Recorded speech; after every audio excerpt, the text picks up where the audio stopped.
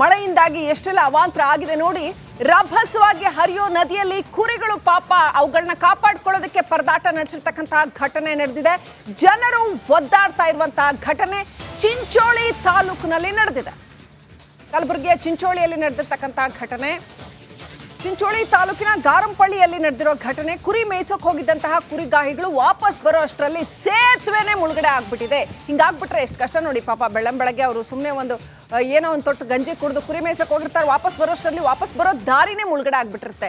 ಜೀವಪಣಕ್ಕಿಟ್ಟು ಕುರಿಗಳನ್ನ ರಕ್ಷಣೆ ಮಾಡ್ಕೊಂಡು ಕರ್ಕೊಂಡು ಬಂದಿದ್ದಾರೆ ಅಂತ ದೃಶ್ಯಗಳಲ್ಲಿ ನೋಡ್ತಾ ಇದ್ದೀರಿ. ಕಲಬುರಗಿ ಜಿಲ್ಲೆಯ ಚಿಂಚೋಳಿ ತಾಲೂಕಿನಲ್ಲಿ ನಡೆದಿರೋ ಘಟನೆ.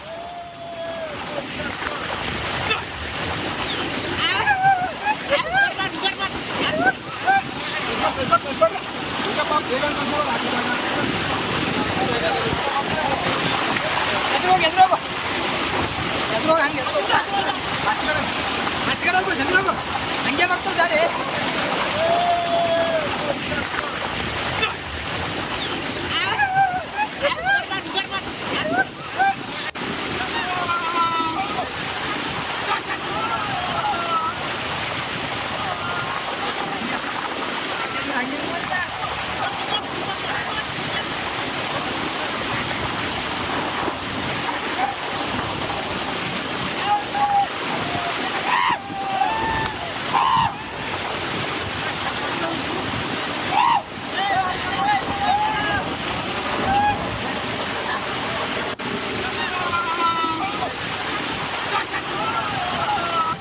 ಪೋಕ್ಸೋ ಕೇಸ್ನಲ್ಲಿ ಬಿಎಸ್ವೈಗೆ ಇನ್ನೂ ಕೂಡ ಸಂಕಷ್ಟ ತಪ್ಪಿಲ್ಲ.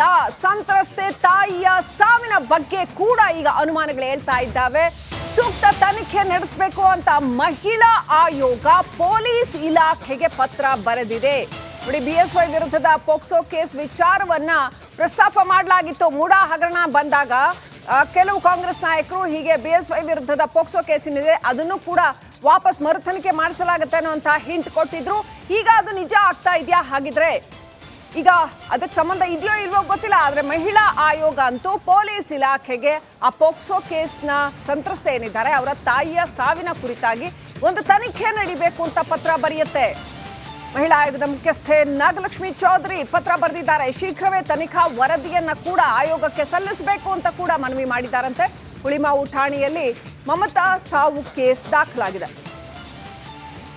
ಅಪ್ಡೇಟ್ ಪಡ್ಕೊಂಡು ನಮ್ಮ political bureau chief Vijay Jonnalli live ಇದ್ದಾರೆ, ಕನೆಕ್ಟ್ ಆಗಿದ್ದಾರೆ. ವಿಜಯ್, ಬಹಳ ದೊಡ್ಡ ಒಂದು ಸಂಚಲನವನ್ನ ಇದು ಕೂಡ ಏನಾದರೂ ಉಂಟು ಮಾಡುತ್ತೆ. ಯಾಕಂತಂದ್ರೆ ಪೋಕ್ಸೋ ಆಕ್ಟ್ ಹಂಗಿದೆ, ತುಂಬಾ ಸ್ಟ್ರಿಕ್ಟ್ ಇದೆ ಪೋಕ್ಸೋ ಆಕ್ಟ್. ಜೊತೆಗೆ ಒಂದು ಇದು ಪೋಕ್ಸೋ ಅಡಿಯಲ್ಲಿ ದಾಖಲಾಗಿರುವಂಥ ಪ್ರಕರಣ, ಇನ್ನೊಂದು ಆಕೆಯ ಸಾವು, ಆಕೆಯ ಸಂತ್ರಸ್ತೆಯ ತಾಯಿಯ ಸಾವು ಕೂಡ ಎಲ್ಲೋ ಒಂದು ಕಡೆ ಸ್ವಲ್ಪ ಅನುಮಾನಾಸ್ಪದ ಅಂತ. ಸೊ ಎಷ್ಟರ ಮಟ್ಟಿಗೆ BS ಯಡಿಯೂರಪ್ಪನವರಿಗೆ ಈ ಪ್ರಕರಣ ಮುಳುವಾಗಬಹುದು ವಿಜಯ್? ಶ್ರೀಲಕ್ಷ್ಮಿ, ಪೋಕ್ಸೋ ಪ್ರಕರಣ ಏನಿದೆ, ಮಾಜಿ ಮುಖ್ಯಮಂತ್ರಿ ಯಡಿಯೂರಪ್ಪ ಅವರ ವಿರುದ್ಧ ಪ್ರಕರಣ ಈಗ ಮತ್ತೆ ಮುನ್ನೆಲೆಗೆ ಬಂದಿರುವಂಥದ್ದು, ನಾನಾ ರೀತಿಯ ತಿರುವುಗಳನ್ನು ತೆಗೆದುಕೊಳ್ತಾ ಇರುವಂಥದ್ದು. ಈಗಾಗಲೇ ಕೂಡ ಹೈಕೋರ್ಟ್ನಲ್ಲಿ ವಿಚಾರ ಸಂಬಂಧಪಟ್ಟಂತೆ ಆ ಪೋಕ್ಸೋ ಕೇಸ್ಗೆ ತಡೆ ಕೊಟ್ಟಿರೋದನ್ನು ಪ್ರಶ್ನೆ ಮಾಡಿ ಅದನ್ನು ತೆರವುಗೊಳಿಸ್ಬೇಕಂತ ಹೈಕೋರ್ಟ್ಗೆ ಸರ್ಕಾರ ಮೊರೆ ಹೋಗಿರೋ ಬೆನ್ನಲ್ಲೇ ರಾಜ್ಯ ಮಹಿಳಾ ಆಯೋಗದ ಅಧ್ಯಕ್ಷೆ ನಾಗಲಕ್ಷ್ಮಿ ಚೌಧರಿ ಅವರು ಪೊಲೀಸ್ ಕಮಿಷನರ್ಗೆ ಪತ್ರ ಬರೆದು ತನಿಖೆಗೆ ಏನೊಂದು ಮನವಿಯನ್ನು ಮಾಡಿರುವಂಥದ್ದು. ಇದಕ್ಕೆ ಬಹಳ ಪ್ರಮುಖ ಕಾರಣ, ಯಾರು ಸಂತ್ರಸ್ತೆ ತಾಯಿ ಸಾವನ್ನಪ್ಪಿದ್ದಾರೆ ಮಮತಾ ಅವರು, ಅವರ ಸಾವಿನ ಸಂಬಂಧಪಟ್ಟಂತೆ ಸಾಮಾಜಿಕ ಕಾರ್ಯಕರ್ತರು ಮತ್ತು ಹಲವು ಸಂಘಟನೆಗಳು ದೂರನ್ನು ಪೊಲೀಸ್ ಠಾಣೆಯಲ್ಲಿ ಕಂಪ್ಲೇಂಟನ್ನು ಕೊಟ್ಟಿರುವಂಥದ್ದು. ಅದರಲ್ಲಿ ಒಂದಷ್ಟು ಅನುಮಾನ ಇದೆ ಅಂತ ಹೇಳಿರುವಂಥದ್ದು.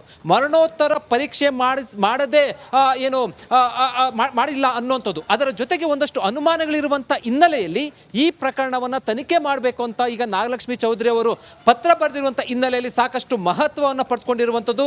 ಮತ್ತೆ ಈ ಸಂಬಂಧಪಟ್ಟಂತೆ ತನಿಖೆ ಮಾಡಲಾಗುತ್ತಾ ಅನ್ನುವಂಥದ್ದು. ಒಟ್ಟಾರೆಯಾಗಿ ಯಡಿಯೂರಪ್ಪ ವಿರುದ್ಧ ಪೋಕ್ಸೋ ಪ್ರಕರಣ ಅದು ದಿನೇ ಯಡಿಯೂರಪ್ಪ ವಿರುದ್ಧ ಬಿಗಿಗೊಳ್ತಾ ಇದೆಯಾ ಅನ್ನುವಂಥದ್ದು ಕೂಡ ಈಗ ಚರ್ಚೆಯ ವಿಚಾರ ಆಗಿರುವಂಥದ್ದು. ಅದಕ್ಕೆ ಪೂರಕವಾಗಿ ಒಂದಷ್ಟು ಘಟನೆಗಳು ನಡೀತಾ ಇರುವಂಥದ್ದು. Srilakshmi, right, thank you Vijay ಡೀಟೇಲ್ಸ್ಗಾಗಿ. ಪ್ರಿಯಾಂಕ್ ಖರ್ಗೆಗೂ ಕೂಡ ಒಂದು ಕಂಟಕ ಶುರುವಾಗಿದೆಯಾ? ಖರ್ಗೆ ಕುಟುಂಬದ ಟ್ರಸ್ಟ್ಗೆ ಭೂಮಿ ನೀಡಿದ ಪ್ರಕರಣ. ರಿಪಬ್ಲಿಕ್ ಕನ್ನಡ ಇದನ್ನ ಬಹಳ ಡೀಟೇಲ್ ಆಗಿ ಫಾಲೋ ಅಪ್ ಮಾಡಿದೆ. ಬಿಜೆಪಿ ದೂರಿನ ಮೇರೆಗೆ ರಾಜ್ಯಪಾಲರು ಪತ್ರ ಬರೆದಿದ್ದಾರೆ ಕಾಂಗ್ರೆಸ್ ಸರ್ಕಾರಕ್ಕೆ. ಏನೆಲ್ಲ ಇದೆ ರಾಜ್ಯಪಾಲರ ಪತ್ರದಲ್ಲಿ? ಇನ್ನೊಂದು ಮೇಜರ್ ಪ್ರಕರಣ, ರಾಜಭವನದಿಂದ ಕಾಂಗ್ರೆಸ್ ಸರ್ಕಾರಕ್ಕೆ ಪತ್ರ. ದೂರಿನ ಹಿನ್ನೆಲೆಯಲ್ಲಿ ವಿವರಣೆ ಕೊಡಿ, ಏನಿದು ಪ್ರಕರಣ ಅಂತ ವಿವರಣೆ ಕೇಳಿದ್ದಾರೆ ರಾಜ್ಯಪಾಲರು. ಯಾಕೆ ಒಂದು ಕಾರಣ ಕೇಳಿ ಶೋಕಾಸ್ ನೋಟಿಸ್ ಕೊಟ್ರೆ ಅಥವಾ ವಿವರಣೆ ಕೇಳಿ ಒಂದು ನೋಟಿಸ್ ಕೊಟ್ರೆ ಯಾಕದು ಅಷ್ಟು ಪ್ರಮುಖ ಆಗುತ್ತೆ ರಾಜಭವನದಿಂದ ಅಂತಂದ್ರೆ, ಒಮ್ಮೆ ರಾಜಭವನ ಇದನ್ನ ಪರಿಗಣಿಸಿದೆ ಅಂತ ಆದರೆ ಮುಂದೆ ಅದರಲ್ಲಿ ಕಾನೂನು ಕ್ರಮ ಕೈಗೊಳ್ಳೋದಕ್ಕೆ ಅನುಮತಿ ಕೊಡಬಹುದು, ಆಗ ವಿಚಾರಣೆ ನಡೆಯಬಹುದು. ಮುಂದೆ ಅದು ಕೇಂದ್ರದ ಏಜೆನ್ಸಿಗಳಿಂದ ಕೂಡ ವಿಚಾರಣೆ ನಡೆಯುವ ಸಾಧ್ಯತೆಗಳಿರುತ್ತೆ. ಆದ್ದರಿಂದ ಈ ಇಡೀ ಪ್ರಕರಣ ಬಹಳ ಮಹತ್ವವನ್ನು ಪಡ್ಕೊಳ್ಳುತ್ತೆ ಒಮ್ಮೆ ಇದು ರಾಜಭವನದ ಮೆಟ್ಟಿಲನ್ನ ಹತ್ತಿತು ಅಂತ ಆದರೆ. ಹಾಗಾಗಿ ಈಗ ರಾಜ್ಯಪಾಲರು ಖರ್ಗೆ ವಿರುದ್ಧದ ಈ ಪ್ರಕರಣದಲ್ಲಿ ವಿವರಣೆ ಕೇಳಿದ್ದಾರೆ. ಕೆಐಎಡಿಬಿಯಿಂದ ಸಿದ್ಧಾರ್ಥ ಟ್ರಸ್ಟ್ಗೆ ಹಂಚಿಕೆ ಆಗಿದ್ದಂತಹ ಸಿಎ ಸೈಟ್. ಇನ್ನಷ್ಟು ಅಪ್ಡೇಟ್ ಪಡ್ಕೊಳ್ಳೋಣ. ನಮ್ಮ ಪ್ರತಿನಿಧಿ ಬಸವರಾಜ್ ಕನೆಕ್ಟ್ ಆಗಿದ್ದಾರೆ. ಬಸವರಾಜ್, ರಾಜ್ಯದಲ್ಲಿ ರಾಜ್ಯ ರಾಜಕಾರಣದಲ್ಲಿ ಸಂಚಲನ ಮೂಡಿಸಬಲ್ಲಂಥ ಮತ್ತೊಂದು ಮೇಜರ್ ಪ್ರಕರಣ, ರಿಪಬ್ಲಿಕ್ ಕನ್ನಡ ಇದನ್ನ ಬಹಳ ಥರೋ ಆಗಿ ಫಾಲೋ ಮಾಡಿದೆ. ಈ ಪ್ರಕರಣದಲ್ಲಿ ಖರ್ಗೆ ಕುಟುಂಬಕ್ಕೆ ಕಳಂಕ ಅಂಟುತ್ತಾ ಇದೆಯಾ ಅನ್ನೋಂಥ ಪ್ರಶ್ನೆ, ಪ್ರಿಯಾಂಕ್ ಖರ್ಗೆಗೆ ಕೂಡ ಇದು ಉರುಳಾಗಬಹುದಾ ಅನ್ನೋಂಥ ಪ್ರಶ್ನೆ, ಏನೆಲ್ಲ ಇದೆ ಪ್ರಕರಣದಲ್ಲಿ, ಏನೆಲ್ಲ ಆಗಬಹುದು, ರಾಜಭವನದಿಂದ ಕಳಿಸಿರ್ತಕ್ಕಂಥ ನೋಟಿಸ್ ಮುಖಾಂತರ ಏನೆಲ್ಲ ಆಗ್ಬಹುದು ಈಗ?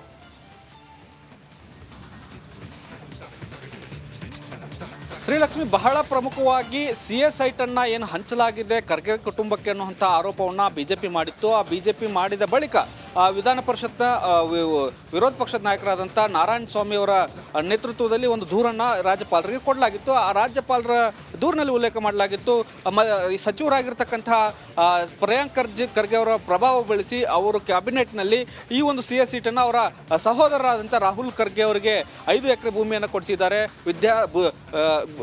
ಈ ಒಂದು ಸೈಟನ್ನು ಒಂದು ಟ್ರಸ್ಟ್ಗೆ ಕೊಡಿಸಿದ್ದಾರೆ ಅನ್ನುವಂಥ ಒಂದು ಗಂಭೀರವಾದಂಥ ಆರೋಪ ಬಂದಿತ್ತು.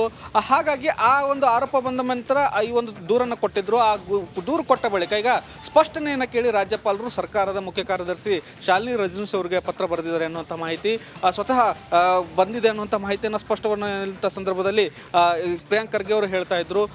ಈ ವಿಚಾರವಾಗಿ ಈಗಾಗಲೇ ಸರ್ಕಾರಕ್ಕೆ ಒಂದು ಪತ್ರವನ್ನು ರಾಜ್ಯಪಾಲರು ಬರೆದಿದ್ದಾರೆ. ಈ ಒಂದು ಪತ್ರದ ಉತ್ತರವನ್ನು ಆಧರಿಸಿ ಮುಂದೆ ಯಾವ ರೀತಿಯಾದಂಥ ತೀರ್ಮಾನವನ್ನು ಕೂಡ ರಾಜ್ಯಪಾಲರು ಮಾಡಬಹುದು, ನಮ್ಮ ವಿರುದ್ಧವೂ ಕೂಡ ಒಂದು ಪ್ರಾಸಿಕ್ಯೂಷನ್ಗೆ ಕೊಡಬಹುದು ಅನ್ನುವಂಥ ಒಂದು ಆತಂಕವನ್ನು ವ್ಯಕ್ತಪಡಿಸ್ತಾ ಇದ್ರು. ಹೀಗಾಗಿ ಈ ಒಂದು ಪ್ರಮುಖವಾಗಿ ಈ ಸರ್ಕಾರ ಯಾವ ರೀತಿಯಾಗಿ ಉತ್ತರವನ್ನು ಕೊಡುತ್ತೆ ಅನ್ನುವಂಥದ್ದು, ಯಾಕಂದರೆ ಎಲ್ಲವೂ ಕಾನೂನುಬದ್ಧವಾಗಿ ನಾವು ಈ ಒಂದು ಸೈಟನ್ನು ಹಂಚಿಕೆ ಮಾಡಲಾಗಿದೆ, ಇನ್ನೂ ಕೂಡ ಈಗ ನಿರ್ಧಾರ ಆಗಿದೆ, ಇನ್ನೂ ಹಂಚಿಕೆ ಆಗಿಲ್ಲ ಮತ್ತು ಯಾವುದೇ ಹಣವನ್ನು ಕೂಡ ಆ ಕುಟುಂಬದಿಂದ ಕಟ್ಟಿಸ್ಕೊಂಡಿಲ್ಲ ಅನ್ನುವಂತಹ ಮಾಹಿತಿಗಳು ಕೂಡ ಇರೋದ್ರಿಂದ ಎಲ್ಲ ಉತ್ತರವನ್ನು ಸರ್ಕಾರ ಕೊಡಬಹುದು. ಸರ್ಕಾರದ ಉತ್ತರ ಏನಾದರೂ ರಾಜ್ಯಪಾಲರಿಗೆ ತೃಪ್ತಿಯಾಗಿದ್ದೆ ಆದಲ್ಲಿ ಒಂದು ಉತ್ತರವನ್ನು ಇವ್ರಿಗೆ ಬರಿಬಹುದು, ನಾರಾಯಣ ಸ್ವಾಮಿ ಅವರಿಗೆ ಬರಿಬಹುದು, ಹೀಗೆ ಉತ್ತರ ಬಂದಿದೆ ಅನ್ನುವಂಥದ್ದು. ಅದರಲ್ಲಿ ಏನಾದರೂ ಲೋಪ ಆಗಿದೆ ಅನ್ನುವಂಥದ್ದು ಏನಾದರೂ ಕಂಡು ಬಂದಿದ್ದೆ ಆದಲ್ಲಿ ನೀವು ಹೇಳಿದ ಹಾಗೆ ಪ್ರಿಯಾಂಕ್ ಖರ್ಗೆ ಸೇರಿದಂತೆ ಖರ್ಗೆ ಕುಟುಂಬಕ್ಕೆ ಒಂದು ರೀತಿಯಲ್ಲಿ ಇದು ಸಂಕಷ್ಟ ಎದುರಾಗೇ ಆಗುತ್ತೆ ಶ್ರೀಲಕ್ಷ್ಮಿ. ಜೊತೆಗೆ ಇದು ಮತ್ತೊಂದು ಪ್ರಾಸಿಕ್ಯೂಷನ್ ಆಗುವಂತಹ ಸಾಧ್ಯತೆಗಳು ದಟ್ಟವಾಗ್ತವೆ ಶ್ರೀಲಕ್ಷ್ಮಿ. Thank you Basavaraj ಡೀಟೇಲ್ಸ್ಗಾಗಿ.